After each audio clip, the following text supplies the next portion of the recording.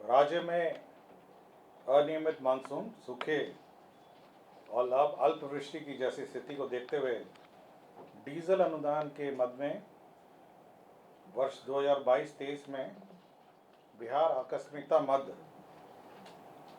से 29 करोड़ 95 लाख की अग्रिम निकासी की स्वीकृति मंत्रिपरिषद द्वारा दी गई।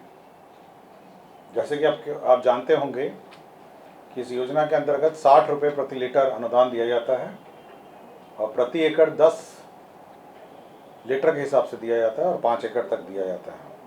तो एक महत्वपूर्ण ये निर्णय अनियमित मानसून, सूखे और अल्पवृष्टि के मद्देनज़र राज्य सरकार ने आज लिया है।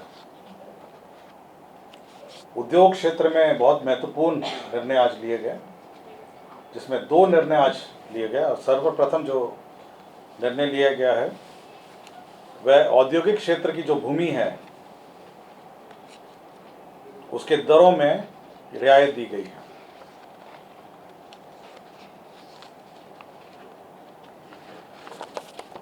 विभिन्न औद्योगिक क्षेत्रों को विभिन्न वर्गों में राज्य सरकार ने बांटा, 4 वर्गों में बांट के, और उसमें जो दूर दराज इलाके थे, पिछड़े इलाके थे, और साथ ही साथ जहाँ पर औद्योगिक क्षेत्र में जो भूमि की दरें हैं वह काफ़ी अधिक थी, उसमें राज्य सरकार ने रियायत दी है। सबसे अधिक रियायत 80% रियायत जो है दरों में दी गई है। उसमें गोपालगंज, सीवान, औरंगाबाद, रोहतास, बक्सर, गया, मुंगेर, पश्चिम चंपारण, मधुबनी, मधेपुरा, सहरसा, नालंदा के निर्धारित जो क्षेत्र हैं, औद्योगिक क्षेत्र हैं, उनमें 80% तक की छूट दी गई है। ये पूरी लिस्ट में संभवतः आपको मिल गई होगी या हम लोग उपलब्ध करा देंगे। साथ ही साथ 60% जो रियायत है वह पश्चिम चंपारण, रोहतास, भोजपुर, जहानाबाद, पटना, सिवान, मधुबनी, सीतामढ़ी, दरभंगा, कटिहार, किशनगंज। तो मैं औद्योगिक क्षेत्र का नाम नहीं ले रहा हूँ, तो काफ़ी लंबा हो जाएगा, लेकिन रियायतें दी है 60%। इसके बाद 40% की छूट भी भागलपुर, पूर्णिया, दरभंगा, पूर्वी चंपारण, वैशाली, औरंगाबाद, बक्सर, नवादा, लखीसराय क्षेत्र में दी गई है। तो एक ही ज़िले में 2-3 औद्योगिक क्षेत्र है, मैं केवल ज़िला का नाम पढ़ रहा हूँ, लेकिन उसमें किसी एक ज़िले में, किसी एक औद्योगिक क्षेत्र में 80% भी हो सकता है, कि कोई 60 वाली कैटेगरी में हो सकता है, कोई 40 में भी हो सकता है, और एक लास्ट कैटेगरी है 20% अनुदान की है। पूर्णिया, अररिया, मधुबनी, पूर्वी चंपारण, मुजफ्फरपुर, वैशाली, पटना, बक्सर, नवादा और मुंगेर और खगड़िया। उदाहरण स्वरूप मैं आपको जस्ट बता देता हूँ, जैसे जो बड़ी अधिक संख्या में आपको लगता होगा, जैसे सहरसा है। सहरसा में औद्योगिक प्रांगण सहरसा में 8 करोड़ 75 लाख की ज़मीन थी वो, और हमारा काफ़ी दूर दराज इलाका भी है। अब अगर उसमें 80% अगर छूट दे दी जाती है तो 175 हो जाता है। तो 80% का मतलब कम से कम इतनी बड़ी छूट से जो हमारे उद्योगपति हैं वे आकर्षित होंगे इन इलाकों में अपना उद्योग लगाने के लिए। इसी प्रकार एक बड़ा, जैसे औरंगाबाद में औद्योगिक विकास केंद्र औरंगाबाद है, 5 करोड़ 58 लाख का भूमि था, 80% के बाद ये 112 हो जाता है। सिवान में औद्योगिक क्षेत्र न्यू सिवान फेज़ 1 में 5 करोड़ 75 लाख प्रति एकड़ है, जो 1 करोड़ 15 लाख अब हो जाता है। तो ये बड़ी लंबी जो ये है आपकी, ये जो काफ़ी रियायत दी गई है।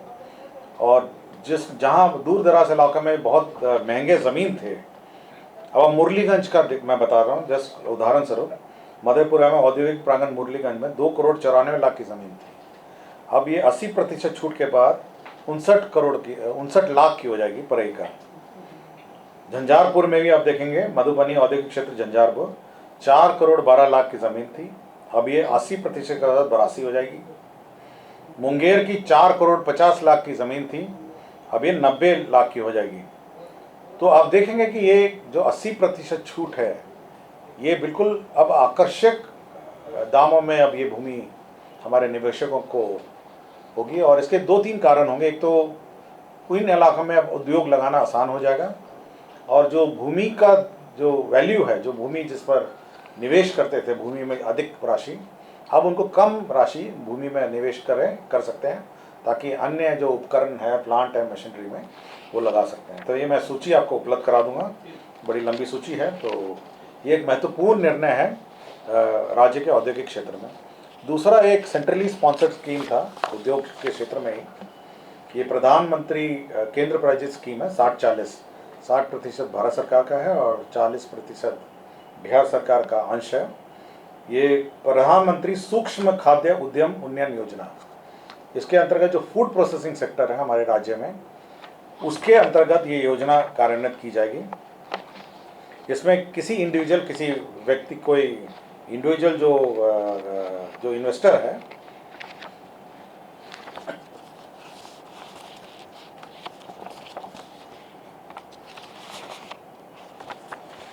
उसको 10 लाख तक ये सब्सिडी दी जाएगी, और 35% के दर से 10 लाख तक ये क्रेडिट लिंक्ड पूंजीगत अनुदान। इसका मतलब है कि आपको क्रेडिट, बैंक से क्रेडिट भी लेना होगा और उसके लिंक में ये पूंजीगत अनुदान दिया जाएगा। 10% जो लाभुक हैं, जो इन्वेस्टर हैं, उनको भी लगाना पड़ेगा, और शेष जो राशि है वो बैंक से ऋण लेना होगा। तो प्राय 35% हो गया आपका जो सब्सिडी का ये दर से अधिकतम 10 लाख, और 10% लाभुक को लगाना है, और शेष बैंक को से आपको ऋण लेना होगा। तो ये एक स्कीम का एक पार्ट है। इसके अतिरिक्त जो किसान उत्पादक समितियां हैं, जिसको किसान जो उत्पादक समितियां, फार्मर प्रोड्यूसर कंपनीज जिसकी कहते हैं, वो 35% क्रेडिट लिंक पूंजी अनुदान उनको उपलब्ध होगा। 40,000 रुपये तक खाद्य प्रसंस्करण में जो कार्यरत सेल्फ हेल्प ग्रुप है, जो जीविका है, उनको उपलब्ध होगा। कॉमन इंफ्रास्ट्रक्चर एस्टैब्लिशमेंट, जो किसी समूह को द्वारा कॉमन इंफ्रास्ट्रक्चर ये इस्टेब्लिश करना होगा तो फूड प्रोसेसिंग क्षेत्र में, वो 35% तक उनको अनुदान उपलब्ध होगा। और एफपीओ और इन सबको जो सपोर्ट है, टेक्निकल सपोर्ट है, वह भी हम, ब्रांडिंग है, अनान्य है, विपणन है, मार्केटिंग की सपोर्ट है, वो 50% होगा। तो फूड प्रोसेसिंग सेक्टर में भी एक महत्वपूर्ण निर्णय मंत्रिपरिषद ने आज लिया है। चौथा निर्णय ये है, ये वो बिहार पुलिस मुख्यालय नियंत्रण निधीन कार्यालय है, उसमें जो चिकित्सा प्रतिपूर्ति है राज्य सरकार में, जो उनको बाहर चिकित्सा में प्रतिपूर्ति के लिए जाना पड़ता है, जिसमें चतुर्वर्गीय प्राचार्य है, लिपिक है, सहायक है, अब इसका जो अनुमोदन है वो पुलिस महानिदेशक के स्तर पर ही हो जाएगा। ये एक निर्णय मंत्रिपरिषद ने लिया है। एक डॉक्टर को बर्खास्त किया गया है अनुपस्थिति के कारण। डॉक्टर राजकुमार सिंह, तत्कालीन चिकित्सा पदाधिकारी, रेफरल अस्पताल मटिहानी बेगूसराय हैं, और संप्रति जो प्राथमिक स्वास्थ्य केंद्र बरारी कटिहार, ये 29/4/2000 से लगातार अनुपस्थित रहे हैं। तो इनको बर्खास्त कर दिया गया है अनधिकृत उपस्थिति में। राष्ट्रीय सुरक्षा अधिनियम, जो हमारे पीडीएस है, जो सिविल सप्लाईज के जो राशन दुकानों में जो हतलन व्यय है, उसमें बढ़ोतरी की गई है, और डीलर मार्जिन में भी बढ़ोतरी की गई है।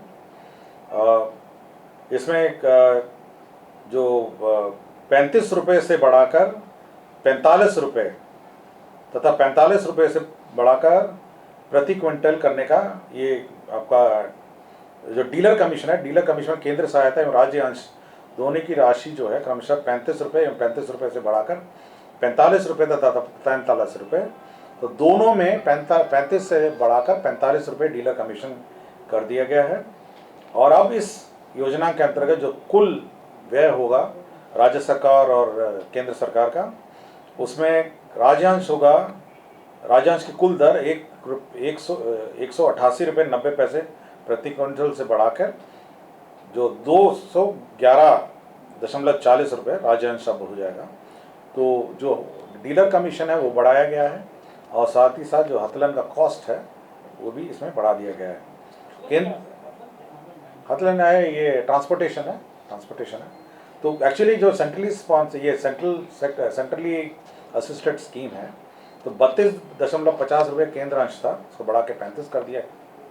राज्य सरकार का जो अंश था वो पहले ही से बढ़ा हुआ था, और जो डीलर कमीशन है वो 35 से बढ़ा के 45 कर दिया, तो दोनों का 50-50 था।